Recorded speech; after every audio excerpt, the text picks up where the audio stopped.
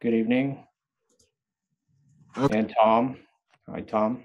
So I have begun recording here, and we'll go with this. So we did not receive any comments. There's a public comment period available on the website, and no comments were submitted prior to the cutoff period.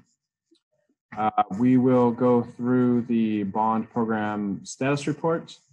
Just a quick update on a topic from our last meeting, which was the early design work at Raleigh Hills and then the budget increase to the BCA.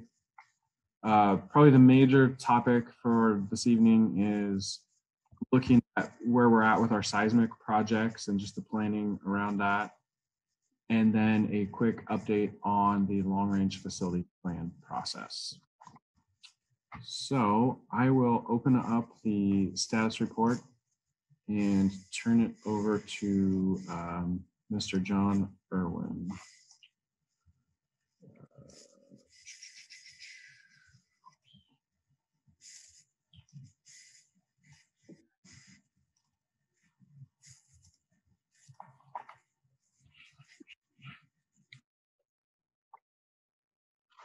Yeah, we'll go over that one first. Cool, thanks, Aaron. Good evening, everybody. So before we get into the bond status report, we wanted to kind of do a quick overview of what happened in the report last month, because we didn't have a meeting and we had a lot of kind of financial changes last month that we had been discussing in kind of weeks prior or months prior. And some of those finally kind of went into effect. So you can see this top section just kind of shows what the numbers were at in the December 2020 report. And so in our January 2021 report, we saw an uptick in our program reserve and as well as our program reserve estimate at complete. And the big changes for that is that we financially closed out Sato and Hazeldale, which was awesome achievement from the team. And so that added $328,000 into the program reserve. And then we transferred all our remaining contingency from the William Walker project, which was 1.59 million, into the program reserve. And as of the January report, that project hadn't been closed yet, but we had all this extra contingency that we knew we wouldn't need, so we moved it out of the project. And then as well as transferring money into the program reserve, we also transferred 500,000 out of the program reserve, and that went into the district-wide facility repair project to plus up the new school's post-warranty fund line item. And so we had talked about all those items with you guys, but we just wanted to make sure that we covered it since it was in the previous report. So you'll see kind of those reflected in the report we're about to cover as well. Say, just for the future, I wonder if you could work, I appreciate the message and the graphics, but at least on my screen, it was so small that only about 5% of the screen had the information. And I don't know if it's my computer or the way you guys are showing it. Yes, I can zoom in, I think, here. Let's see.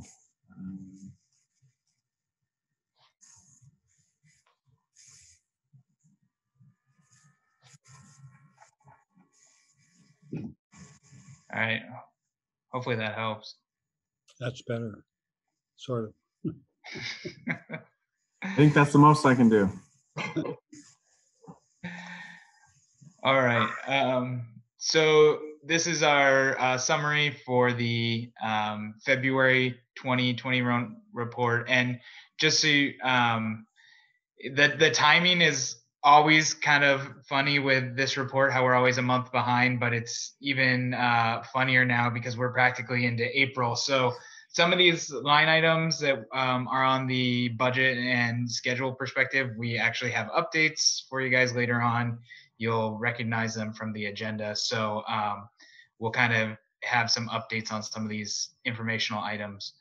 So after a really great month in January, where we added a lot of money to the program reserve, we added even more money into the program reserve in February, which was really great. So the overall program reserve increased by 471,000, and the reserve plus program contingencies increased by 465,000.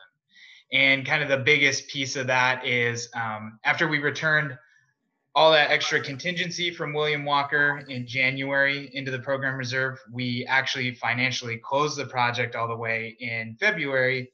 And there was additional money that was tied up in contracts that got closed out short and got released. So that project returned a additional 471,000 into the program reserve in February as part of its final financial closeout. And that's really exciting for us because that was the last of the K5s in the program. So all of the K5s are now closed. So it's really just awesome achievement for the team and for the bond. And so after that, we had a contingency decrease at Acma to the tune of 223,000. And that was mostly due to some ADA compliance changes for the Performing Arts Center building. That's the existing building on the site that we didn't demo. We left it as it was, but there were some updates that needed to be made to make it ADA compliant. And then there was just some additional changes within the building.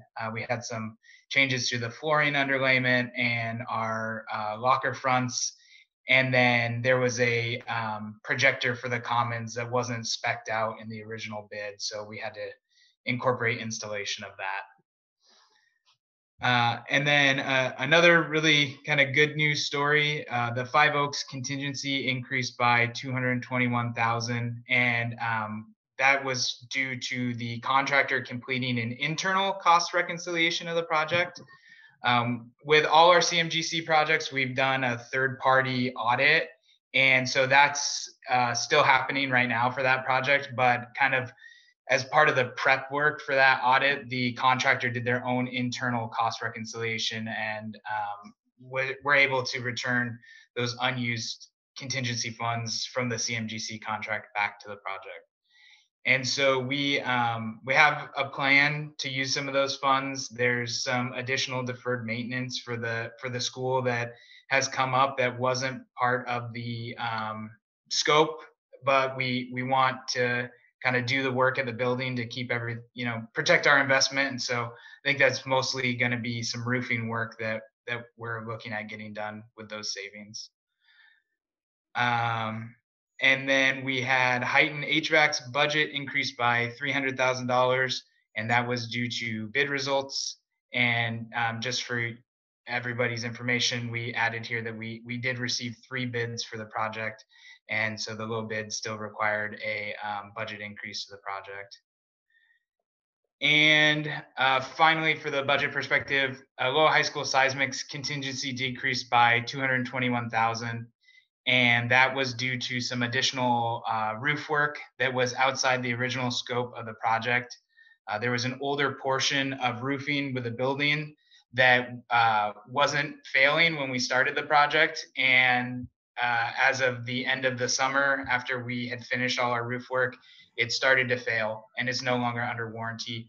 So we had a lot of extra contingency in that project. So we're using some of that to complete those additional roof repairs. And so then going into the schedule perspective here, you can see Cooper Mountain Seismic completed the bidding process in February, and they received 5 bids for that project. And the winning bid was within budget and actually 500,000 below estimates. So that is going to take place this summer, and it's the last original seismic commitment for the bond.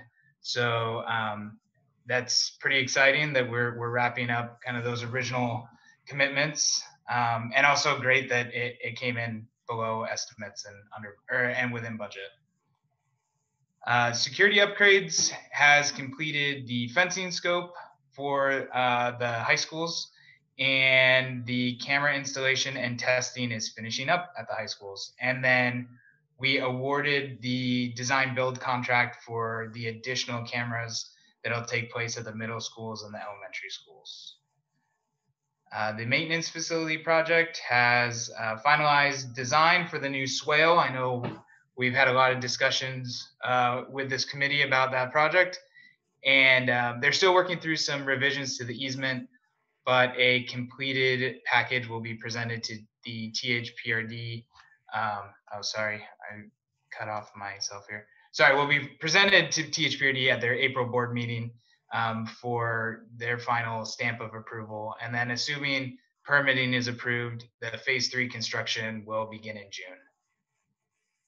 And finally, this was more kind of an informational item that kind of discussing what we had talked to you all about starting the early design for Raleigh Hills, and requesting that some of those held funds get released so that we can begin design efforts for a new Raleigh Hills construction would take place in a future bond.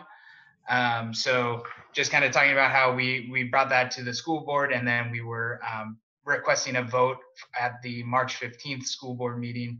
And so once again, this is where those dates the dates of the report and the date of this meeting come into impact. So we'll have an update for y'all, I think, next on the agenda with how that went, but it went well for the bond program. And then finally here, challenges and opportunities. Just mentioning that we have submitted some additional grant applications to the state for seismic upgrade dollars at Mckinley and Bethany elementary schools. And we selected those two schools because they were high need and have upcoming roof replacements, so we can kind of marry that work together, which has gone really well for our seismic projects up to this point. There's a lot of efficiency that we can get from doing that kind of work at the same time. So I think we are supposed to hear back in April whether we get awarded those grants or not. Hey, John, one question, if you don't mind. Sure. On the maintenance facility swale, do we have to do that expensive stuff that we were hoping not to do? I can't remember what was the outcome on that. Good question. So we are in pretty good shape there. We've pretty much come to an agreement with THPRD about how to construct that swale on their property, which that's what we wanted. So I think it actually goes to their board for approval tonight, if I'm not mistaken. So as long as that gets approved, we'll be in good shape to be able to finish that work this summer, which was the least expensive, least ongoing operational expense solution. That's what we wanted. Good for us. Okay, nice work. Hey, just a question on the seismic upgrades. Are most of those structural upgrades that require putting in some shear walls or structure that would sustain shear in case of an earthquake? And I asked the question because there's a mention of the roofs several times, and I didn't know the connection between that. Yeah, good point. So I'm going to talk a bit about seismic a bit later, but I won't really address this. So I'll explain. So when we look at seismically reinforcing a building, there's kind of 3 components to it. If you simplify it, you need to have adequate footings and foundations. You need to have the walls that have to be attached to the footings. And then you have to have your roof level diaphragm, which also adds to your lateral force resistance system. And you have to have the roof to wall connections. And then typically they're strapping on the roof. So there's a lot of efficiencies for us to doing a roof project or doing a seismic project at the same time as a roofing project. What happens if you don't do that is you end up having to cut into pretty big areas of the roof to install the roof to wall connections and strapping to form that diaphragm. Usually it's around the perimeter, but it's up being a pretty significant impact. And so there's a ton of efficiencies to doing at the same time, and in which we'll talk a little bit about that later too. Okay, thanks, Aaron. Yep, absolutely. Okay, any other questions on this?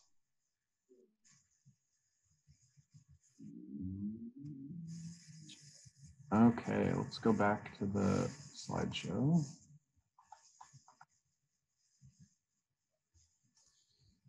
Okay, so this is just a quick update on a couple of things. Josh, did you want to give this one? Yes, I'll cover that. So they were briefly mentioned, but I'll go in a little bit more detail. So at the March 15th school board meeting, we presented the Raleigh Hills pre-design work, that $1 million that we had talked about at our bond accountability meeting, and that was approved by the board. So an update for you is that we have an RFP out for the pre-design services, and that the proposals are due April 23rd. We expect award by June 1st, as it's noted there. The RFP link is there, so when we get you the slide presentation, you can click the link and it'll take you to the RFP. But what you'll see in the RFP when you pull it up is there are, we've got pre-design services in phase 1, and then there's phase 2, which will give you more of the engineering and the architectural type documents. So we have an option for phase 2 in this RFP, but what's been approved is for phase 1 pre-design services, and we're going to go up to $1 million for that.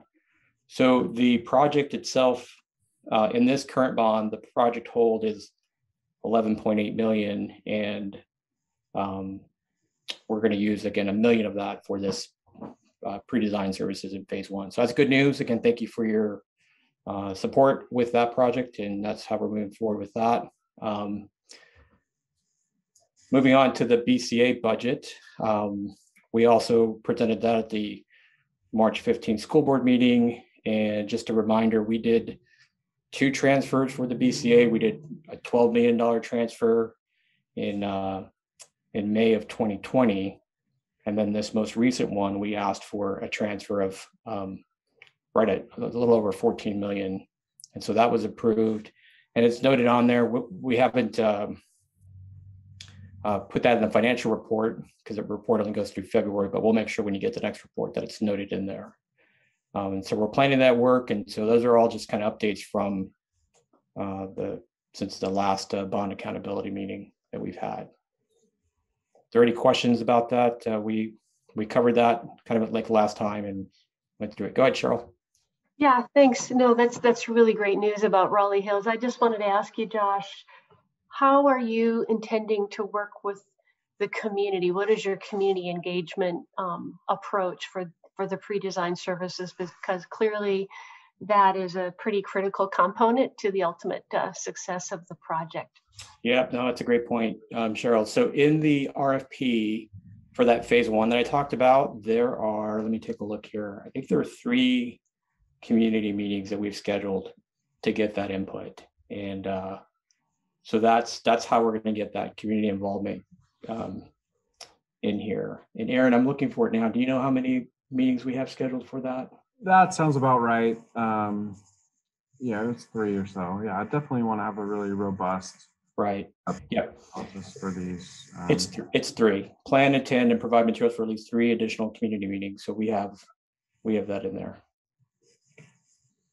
So it's just through those meetings that they will get input from the community? Yes. Okay. Yep. And like I said, phase 2 goes into more of the design and construction admin part of it, and that will be an option. It's not approved. That's just an option. We have that as just from a contracting perspective of being able to leverage it if we want to move forward with that. Josh, just let me step in here for a moment. Sure. Cheryl, when I was doing the various neighborhood meetings and when I was talking with the Raleigh Hills, Denny, Whitford, and then the Raleigh Hills PTA or PTO, there was a lot of interest in understanding and being involved in the design process. So it will be incumbent upon us to advertise those opportunities pretty broadly through the NAC, through the CPO, and through the PTO. Also, just to be clear that we already are trying to get our ducks in line so that we can then interact with the city, with Washington County Clean Water Services, and the road is going to be the most tricky part, and the access to the site. So we want to have those issues resolved very early in the process.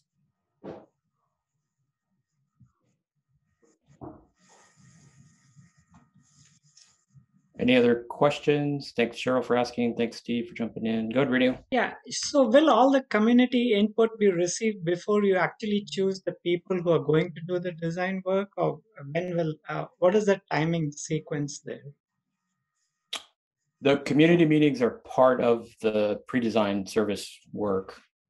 So that's part of it. That's in the scope, if I'm understanding your question, Reno. That'll be part of that work that they perform for us, getting that input to have these community meetings.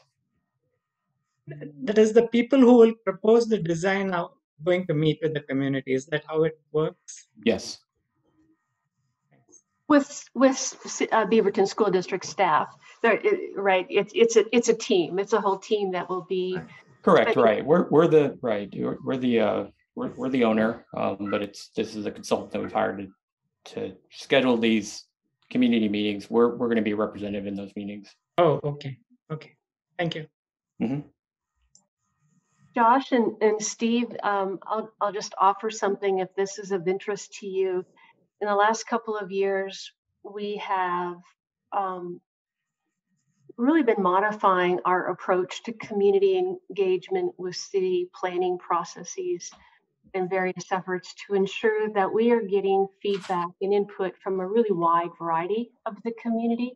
And what that means is we've got to do things differently. We have to go meet people on their ground, so to speak, not always expect them to come to our meetings, our open houses, especially in this virtual time. And we've been using a number of external consultants who have relationships with different parts of the community, community groups that might necessarily be formalized like a NAC or CPO, but helping us talk with people who have ideas. They just don't normally participate in these kinds of processes because they don't understand them, or they're not comfortable, or maybe language is a barrier. I just think there's a lot we could be doing. And it's a big part these days of funding that you receive. For example, if you want funding from Metro for open space improvements to the property or potentially transportation improvements, they have pretty significant expectations of community involvement. And I think these are all very right things for us to be doing as a community. I just wanted to share, I know the county's thinking about this, and I think every city in the region is really thinking about it. And if you would like, we'd be happy to sit down and have a conversation with you about some of the things we've learned. Absolutely. That'd be great, Cheryl. Thank you for bringing that up.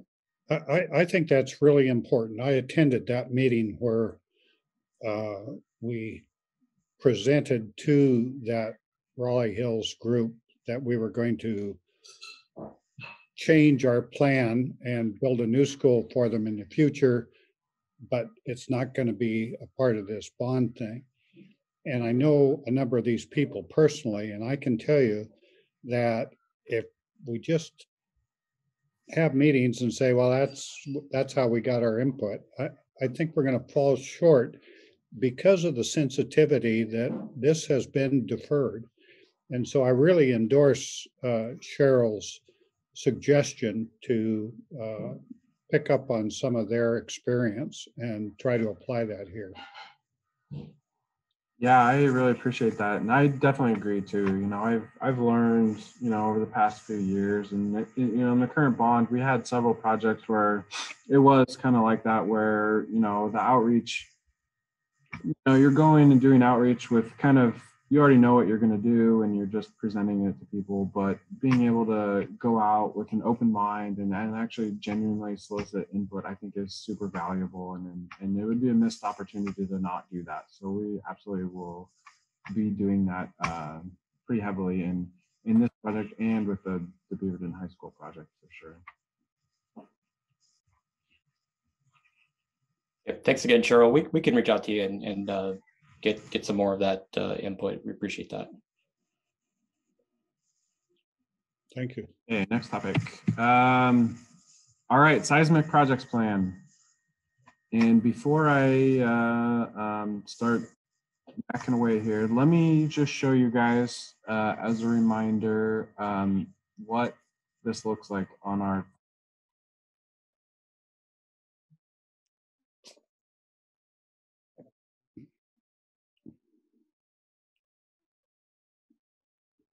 So this is the page that tracks our seismic projects in the bond, in the 2014 bond. You can see there's 5 schools listed here with projects. And as John mentioned earlier, we're basically done with all the projects seismically, except for Cooper Mountain, which we're in the process, we're doing pre-construction right now and getting ready to do that. You'll see here that Aloha and Beaver Acres both finished with a pretty healthy contingency. And so that's kind of the focus of what we're going to be talking about right now.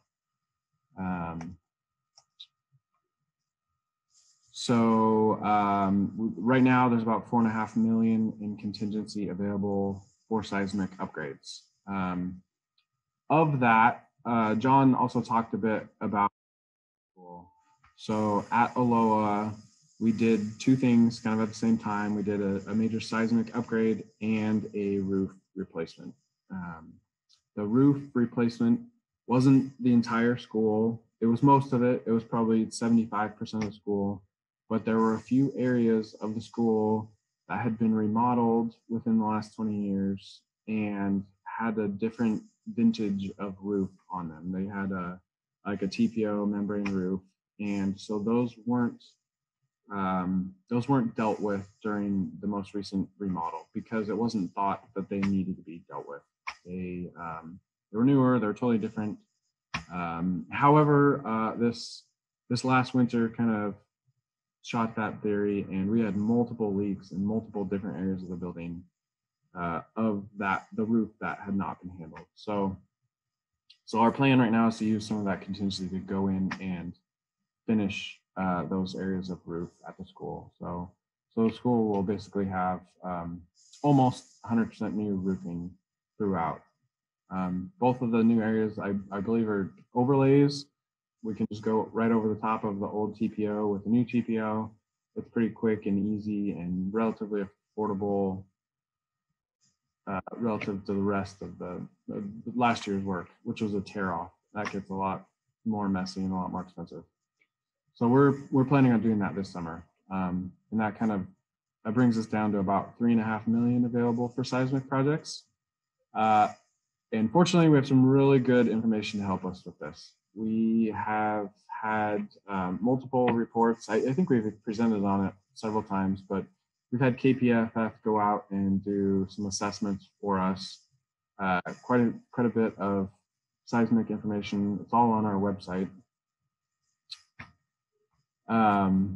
But it's all in order to help us plan, like we call it the seismic roadmap. How do we get all of our buildings seismically safe? There are a number of ways we can do it, and we need to look at all of those options. So kind of the 2 big things that we're looking at to getting the district seismically safe is either replacing or renovating buildings. So we would, of course, replace an old building. You know, Raleigh Hills and Beaverton High School are the perfect examples. It doesn't make a whole lot of sense to go in and spend a ton of money to seismically retrofit Beaverton High School. The cost estimates to do that are like 30 to 40 million to do a seismic retrofit of the school. And when you start talking about numbers like that, it really doesn't make a whole lot of sense. You really should just replace the whole building. And so we have identified a number of schools that fall in that category, and that, it's generally the older buildings, and that's the approach there. Other buildings which aren't that old, fall in the category of renovations. So we want to go in and do, similar to how we did at Aloha and Beaver Acres, we want to go in and retrofit the schools to be seismically safe. And then we also have quite a few that don't need any upgrades whatsoever, mostly the newer buildings. So it is most efficient for us to go in and kind of do everything at once, but that's not always possible. Sometimes we're having to do incremental improvements to schools. So volume 5 that KPFF put together for us, it went through and shows us what are the worst performing areas in the district, which sections of buildings are the worst, because we have a lot of buildings that were constructed over many years. And so in many cases, certain areas of the building will be fine and other areas of the building are highly unsafe. And so if we're going to look at doing incremental improvements, we want to focus on those areas that are just unsafe right now. This is a neat little map from the long-range facilities plan that shows just kind of how all the different schools stack up against each other. So you can see, the higher the score, the better you are. We're kind of targeting having things fall within that damage control range. So you can see that the schools that do fall within that range are probably the ones that we're not going to have to do any work at. And the ones in the dark blue here, these are the ones we need to address.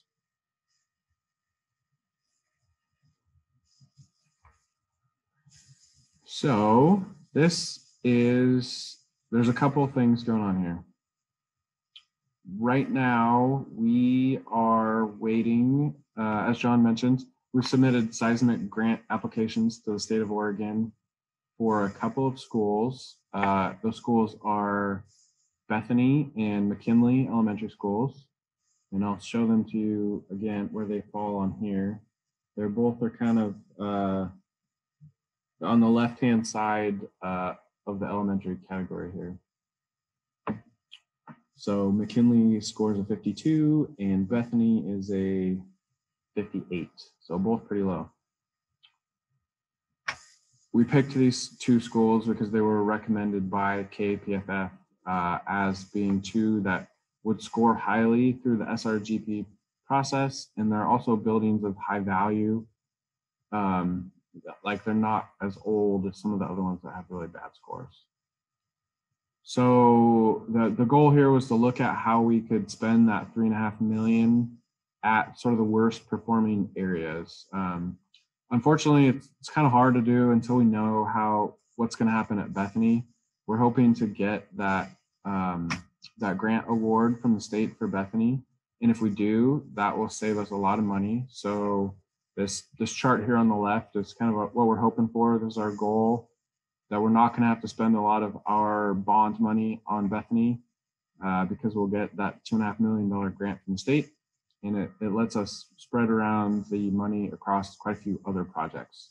So some of those other projects are additional planning and design for seismic upgrades and doing the SRGP applications. It's quite an involved process to put together these applications. So we wanted to have some a set aside for that. Sexton Mountain Gym was identified as one of the worst areas in the district. I mentioned in volume 5, it was among the schools that we want to keep of high value. The gym at Sexton Mountain performs pretty bad, and so we want to be able to go in and take care of that. Similarly, the Capitol Center Cafeteria, these grommets, I thought that was funny to call it that, but this is areas, this is multiple schools, so each of those letters stands for a different school, and these are generally vestibules, like we have breezeways and vestibules at schools, and a lot of times they're just glass, and that glass isn't shatterproof or like seismically resistant, so it would be going in and replacing it with something more safe. And then last on the list is the auditorium at Sunset High School. It was actually red on our map. Relatively easy fixes in there. It's mostly roof to wall connections. So going in and putting angle iron and making a connection there so the building all moves together. And you'll notice I skipped over number 4 here, which is the West TV gym. I put $0 on here. We actually have another plan on how to address that. The West TV gym is also a very poor performing, dangerous area in the district, and we do want to deal with it. We think we're going to be able to deal with it through the BCA right now, though. We have a few projects in there that are coming in pretty well under budget at the school. So like a window replacement, we're looking at reallocating most of that to go towards doing the seismic upgrades in the gym. And Aaron, just for the committee's awareness, the price tag on the West TV gym is very low. I mean, relative to other projects, 150, I think is. Yeah. Yep. Yeah, 150,000. So the gym at West TV, standalone facility, not tied to the main building, other than a kind of an overhang, and just having some shear walls inside added strength there to help take that gym out of the red and improve the rating for that. So like Aaron said, we're looking to look at taking BCA money to help take care of that seismic project. That's why the line item is blank in this plan. Yep, thanks. And then the scenario on the right here is, this is really just what happens if we don't get the grant award at Bethany. We plan on using the seismic money to fund that project at Bethany. And then the rest of the budget we would just use as available on these other projects like Sexton Mountain. And then my last slide here on the topic, why Bethany? It's like I said, there's a lot that goes into it, but it's the lowest rated school that will not be replaced anytime soon, that falls within the available budget, and also has a roof project scheduled this summer. So Dick, you asked about that earlier, but we already had a roof project scheduled at Bethany, and so this is part of why we ended up submitting the grant application. We were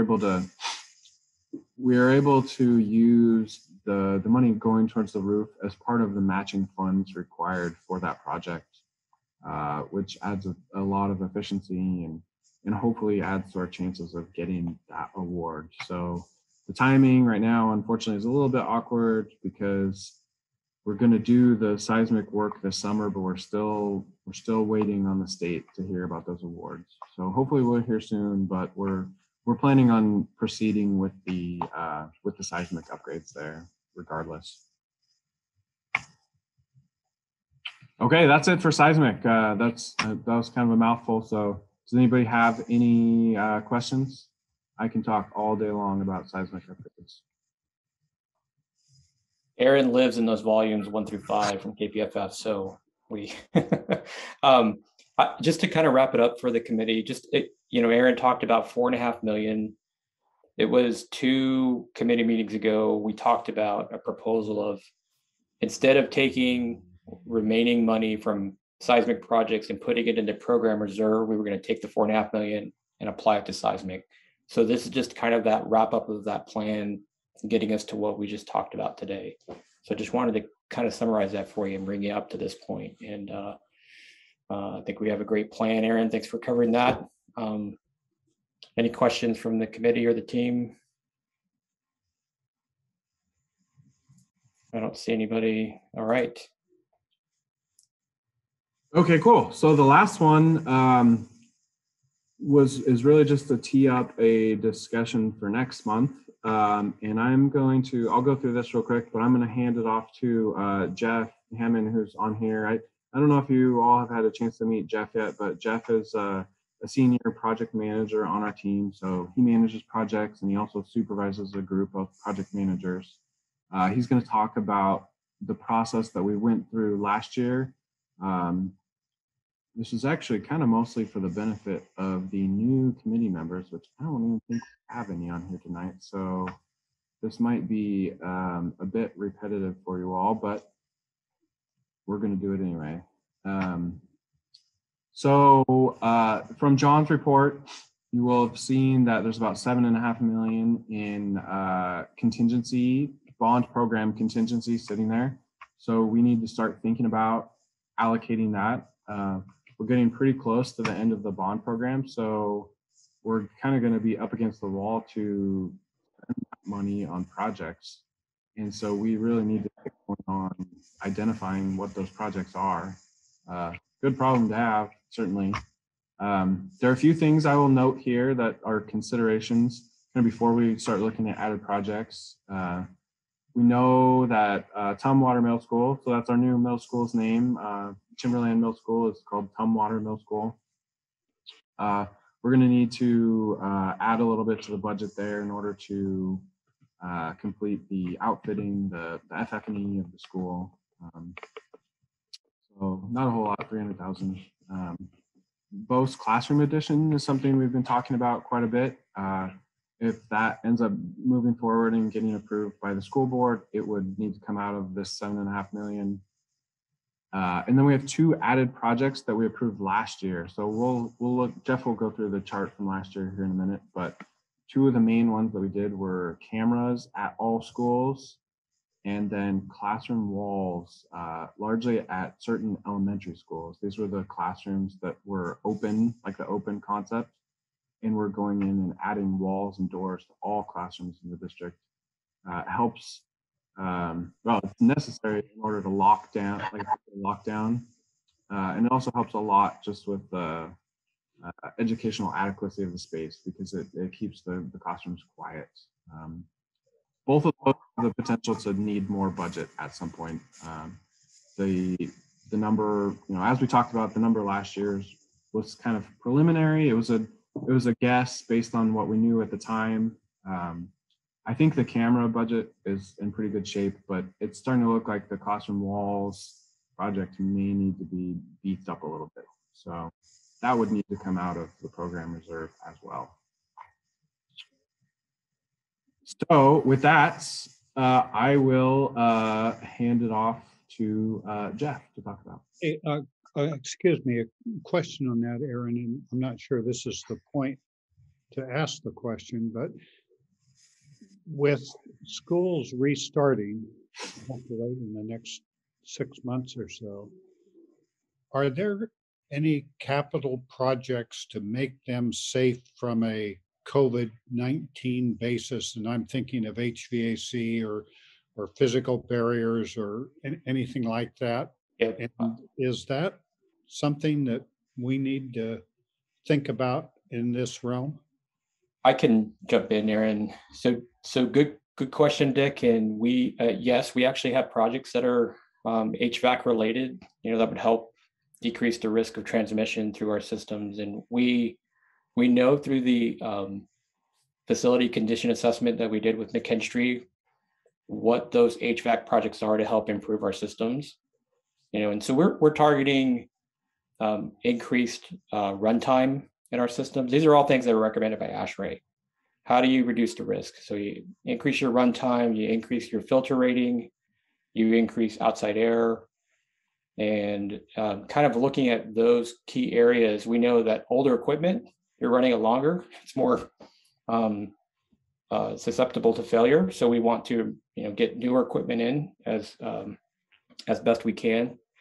So using the FCA, we have those priority projects for HVAC specifically. That's got that COVID support to that. So we could look at opportunities with the program reserve as one avenue. The other avenue that we're working with the district, Mike Schofield, our deputy superintendent for our financial, we've got the through the CARES Act. The CARES Act is that COVID-19 the Relief and Economic Security Act that provides money to schools. It's called the ESSER fund. And with that fund, we're getting some money coming here in the summer. And so again, looking at opportunities between the bond and then looking at this CARES money, probably gonna lean on the CARES money more to help with the HVAC equipment. So We know that Barnes gym doesn't have good ventilation. We want to address that one with this CARES money. We know that West TV that we talked about for seismic also doesn't have good ventilation, so we want to include that in there as well. So priority for those projects will come from that CARES money. But if there's an opportunity to prioritize it with bond program reserve, we're gonna look at that as well. So we're doing that planning now to kind of, what are the priorities from a COVID lens, and then is there enough money within the CARES Act money to cover that? And if not, then do we have to look at potentially the program reserve? So that prioritization planning is still, we're in the process of that now. Josh, this is Tom Quillen. I just have a follow up on that. Do we know or have estimates of what the net of the CARES money will be for Beaverton? Well, yeah, Tom, good question. For us specifically in our operations and maintenance team, we're looking at about 20 million that we're planning for. So that's great news. Quite a bit of money for us to look at. And that, again, that's just for us, within our facilities development and maintenance team. And so we're working that plan now. Okay, thanks. Mm-hmm. So Dick, does that help answer kind of your question? Yes, it does. Thank you. And I thanked you, but I had my mute on, so you didn't feedback. I appreciate that. So Dick, I think a good topic for next meeting would be to kind of cover what that plan looks like and how we're going to target the CARES money versus, potentially that overlap within program reserve. And we did put together a process last year. We got the help, through the committee, Brian Kennedy. We looked at the Minneapolis Parks and Rec system, and we developed our own process to how to use program reserve. Now you have this pandemic that we're in, and so how does that change our process and our thinking? And we have a safety category, and Jeff will cover this, but that's, again, just some things that we need to look at. Yeah, I think that's a good topic. Okay. Josh, question for you and Aaron both. If you can go back to that slide. The classroom walls, and Aaron, I couldn't hear everything you said, but we've talked about classroom walls since the beginning of the bond project, and here we are coming to the end. And I know of at least two schools that they have wide open schools. They've got kindergartners that are wide open to the upper grade levels for an elementary school. And it sounds like you're saying classroom walls might be at the bottom of the wish list here. That also would be a COVID issue too, because they can't separate, they can't put people into separate rooms when it's all one big room. Yeah, Tom, I think go ahead, Aaron. Go ahead. Sorry, we're saying the same thing. Yeah. So, no, it's not at the bottom of the list. So it was an added project. It was never originally included in the bond, but we added it kind of last go around. So we're doing it. What we're saying is we might need to increase that budget. And if we do need to increase that budget, we need to increase it before we look at adding other additional projects. So it's first in line. Okay, it wasn't in the original budget. I realized it was on the list that's been called any number of things over the last 8 years. It was a part of that. I know Carl Mead is acutely familiar with it, and we had conversations on many occasions. So that one just kind of jumped out when you were talking about it. Yep, absolutely. No, we're doing, I think 4 or 5 schools this summer, and then hopefully the balance of them next summer. Okay. Okay, with that, Jeff, you can take it away. Sure, yeah, thanks. Again, I want to introduce myself. I'm Jeff Hammond, Senior Project Manager in Facilities.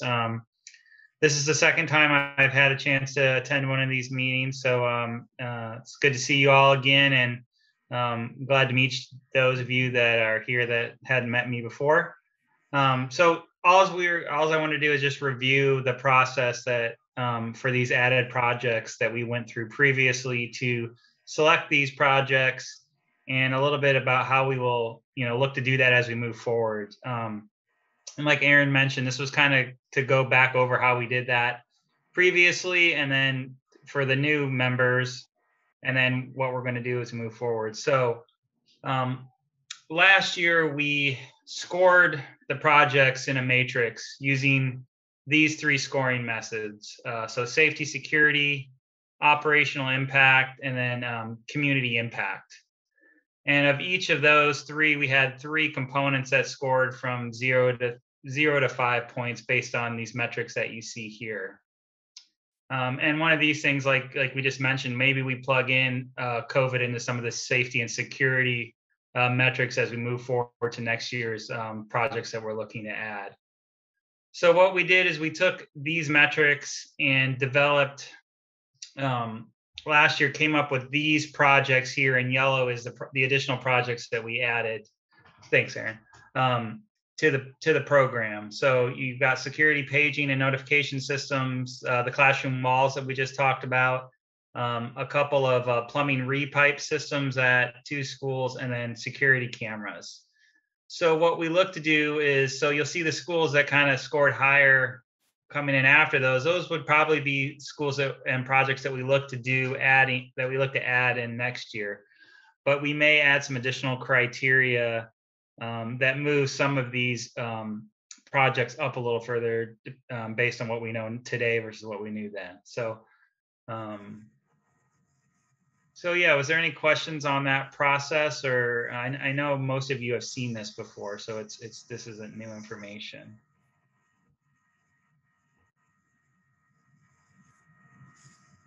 So just a reminder, everything in yellow, we've asked for that approval and we're moving forward with that. So Tom, again, I know it wasn't part of the original bond programming, but that classroom wall project is moving forward, like Aaron said, and we're anticipating we're going to need more funding for it, which we'll have to pull from the reserve here, and we'll have that as a topic if we need to in the future.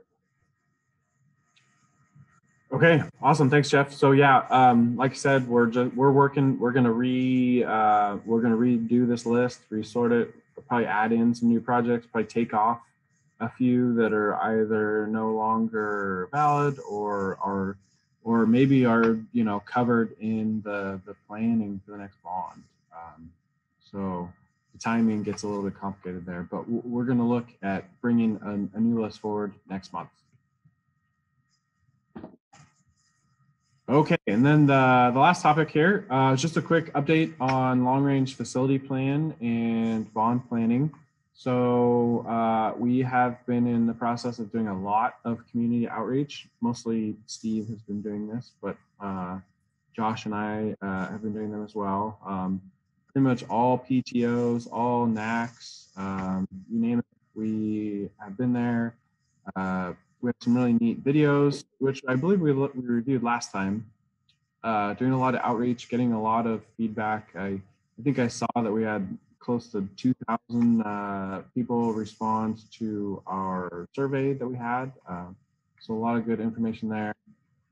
Right now, we are in the process of our consultant, Malum, and Steve's team is putting this information together into the long-range facilities plan. So this will go to the school board for adoption in April, May timeframe. And then following that is when we'll start looking at a recommendation for a capital measure. So there are a couple of different options that we're looking at right now, which I think we all actually reviewed in this group before. Aaron, excuse me, this is Tom. Yeah. Just on the prior slide on the with regard to the feedback and the outreach for the community that will get rolled up to the school board in April, May, that would likely be interesting to this committee too, if that's something that you could share after it's released to the school board, of course, but if you could share that with this committee, I think that would be interesting for us to hear the sort of tenor and type of feedback that you're getting from the community. That would be useful. Thank you. Yeah, for sure. Super good feedback. And in fact, that would be a really good topic for our meeting next month. I think Steve has that available. And in fact, I was just looking at, correct me if I'm wrong, so here, let me, Steve, but you've got it all ready to go. Let me jump in here. Aaron, I appreciate you trying to give what is the absolute most interesting thing on this agenda a short shrift. We should be talking about this for hours. But all kidding aside, yeah, I'm going through and trying to summarize the range of comments that we received. And as you can imagine, they're all over the board. But as Aaron said, there's been a lot of really good positive feedback. Granted, none of this is a scientific survey and is something that we're going to have to do later on. But the, we did 47 presentations at different meetings. And when we were going into the detail about why we were looking at different projects, people started nodding their head and understanding. And so that's part of what we're going to need to do is get out there and tell our story to the community. But that's going to start after the board adopts the plan, which will be, May, June of this year. And we are doing a board work session on April 5th on the long range facilities plan. And, I invite you to come and listen to that meeting. This is intended to be a dialogue between board members to really kind of start wrestling with some of the bigger topics for the plan. Thank you. Look forward to reading more. Thanks. Okay, so that was, that pretty much covered it. Here was the list if you wanted to see that again or had any questions. But right now, this hasn't been decided yet, but we're kind of on track for a May 2022 election at this point. But that still has to be decided.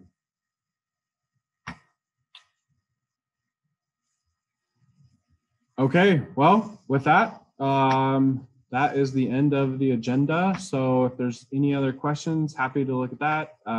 If you have any topics we'd like to discuss for April, kind of a short turnaround between meetings here. So those tend to be pretty quick. But if you have any topics you want to add, I will add what Tom suggested. Cheryl, it looks like you've got something. Yeah, I just wanted to add on to what Steve was joking about earlier. I'd love to have a more in-depth conversation at our April meeting about the long-range facility plan. You will have come out of your board meeting. It'll be good to understand the comments and the direction you're getting from the board. And a couple of thoughts. Obviously, we're good ambassadors for the school district in our various capacities. So it's, I think, helpful for us to know. And then I think we'd all be keenly interested in it, given our background working with you on the BAC, and be happy to give you thoughts and ideas as well. So I'm excited. I can't wait to have that conversation. And all the schools are in Beaverton, right? Not Washington County. They're in Beaverton. I want 5 hours for that agenda. I was just going to say, Yeah, we're going to have to probably have Steve Sparks over multiple meetings, so just be prepared. So. Oh no, you need me in one big bite. I guess as a board member, I would, and the long range facility plan that we're trying to get public feedback on during this time of all Zoom meetings, I would welcome this informed committee's feedback on it. It is something that future boards and future Beaverton School District employees will be living with for 10 years. And I know, Tom, that you probably feel that keenly, and certainly anybody else who deals in public planning does as well. But I can't think of a group that I would more like feedback from than this very informed group who you definitely understand are the need is far greater than the funding. And I'm sure every group that Steve meets with thinks, yeah, we need those things. But the place the rubber really is going to hit the road is, you know, how do these things get funded? How do we prioritize them? And as we look towards the next 10 years, is everything on this list that should be, whether it's in Beaverton or Washington County, you know. So let's give it a lot of time. Yeah, thank you both for saying that. I agree. It's going to be very interesting. Thank you. Okay, perfect. Well, let me reopen the agenda here.